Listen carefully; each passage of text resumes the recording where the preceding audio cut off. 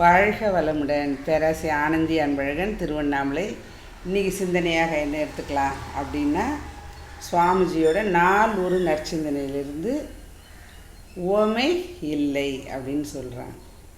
உவமை அப்படின்னா என்னங்க, ஒரு பொருள் இப்படி தான் இருக்கும் அப்படின்னா அதை எடுத்துக்காட்டாக இப்படி இருக்கிறதுன்னு சொல்கிறதுக்கு. இப்போ ஃபார் எக்ஸாம்பிள் பார்த்தீங்க அப்படின்னா, பழம் அப்படின்னா பொதுவாக சொன்னால் பழம்தான்.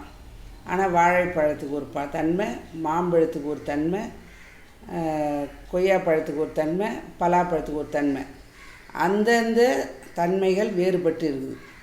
ஆனால் இது போல் இது இப்படி இருக்குன்னு சொல்ல முடியாது. இப்போ மாம்பழமே எடுத்துக்கிட்டோம் அப்படின்னாலும் அதுலேயும் நிறைய வெரைட்டி இருக்குது. அதேமாதிரி வாழைப்பழம் எடுத்துகிட்டோன்னா நிறைய வெரைட்டி இருக்குது. இது ஏலக்கி, கற்பூரவள்ளி, ரஸ்தாளி, இப்படி சில. அதேமாரி ஒரு பொருள் எடுத்துக்கிட்டோம் அப்படின்னா அதுலேயே நிறைய வெரைட்டி இருக்குது. அப்போ இது இப்படி தான் இருக்குன்னு சொல்ல முடியாது. அப்போ ஓமை இல்லை அப்படின்னா, ஓமை அதுக்கு ஈடு இணையற்ற பொருள் எதுவுமே இல்லை இந்த உலகத்தில், பிரபஞ்சத்தில். அப்படின்னா 3 பொருளை சொல்லலாம், 3 உண்மையான பொருளை சொல்லலாம். என்ன அந்த 3 பொருள் அப்படின்னா, மெய், இறைவன், இறைநிலை. அதை சொல்லலாம், ஆனால் எடுத்துக்காட்ட முடியாது.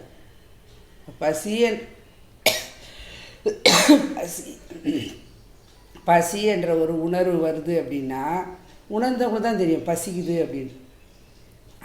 அதுபோல் உணர்வு என்பது அதை உணர்ந்து கொள்ள தான் முடியும், ஆனால் எடுத்துக்காட்ட முடியாது. இப்படி தான் இருக்குதுன்னு சொல்லி நம்ம சிலைகள் மூலமாக காற்று மொழிய, ஆனால் அதை பார்த்தால் ஏதாவது வருமா அப்படின்னா உள்ளுக்குள் உணர்ந்தால் தான்.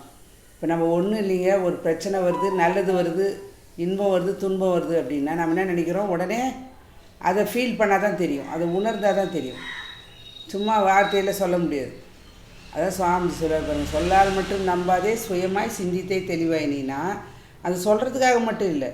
இப்போ நாம் கூட ஒருத்தருக்கு சில பேர், நம்மளுக்கே கூட சில பேர் அட்வைஸ் பண்ணுறாங்க, ஏங்க இப்படி இருங்க அப்படி இருங்கன்னு. நம்ம என்ன பண்ணுறோங்க அந்த நேரத்துக்கு சரிங்க சரிங்கன்னு கேட்டுக்கிறோம். ஆனால் எது சொல்லுது, என்னோடய அறிவு சொன்னால் தான் நம்ம எடுத்துக்கணும். அதுபோல் இறைவன், இறைநிலை சொல்லக்கூடிய மெய், உயிர் சொல்ல முடியுமா, பார்க்க முடியுமா? சொல்லலாம், ஆனால் அது கூட பார்க்க முடியாது. ஆனால் உணர முடியும். எதன் மூலமாக? தியானத்தின் மூலமாக. தீ என்றால் அறிவு, யானம் என்றால் பயணம். அந்த விதத்தில் நம்ம அறிவின் பயணமாக உணர்ந்து கொள்ள முடியும். அப்போ அடுத்ததாக இருக்கக்கூடியது எதுங்க? மனம்.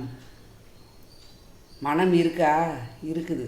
அதனால தான் இப்போ நம்ம சொல்கிறதெல்லாம் நம்ம கேட்குறோம், சுவாமிஜியோட சப்ஜெக்டை படிக்கிறோம், உள்ளே ஏற்றுக்கக்கூடிய திறனையும் வளர்த்து கொள்கிறோம், வாழ்க்கையில் பயன்படுத்தி கொள்கிறோம். அப்போ மனம்னு ஒன்று இருக்குது, அது செயல்படுது, ஆனால் எடுத்துக்காட்ட முடியுமா? கண் என்றால் சொல்லலாம், கை என்றால் சொல்லலாம், காது என்றால் சொல்லலாம், வாய் என்றால் சொல்லலாம். ஆனால் ஒரு பொருளாக இருக்குது. ஆனால் என்ன இல்லைங்க, எடுத்துக்காட்ட ஓமை சொல்ல வார்த்தை இல்லை.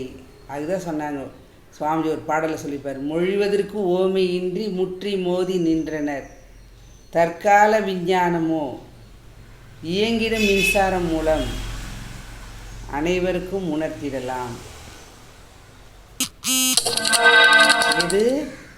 எதை உணர்த்திடலாம்?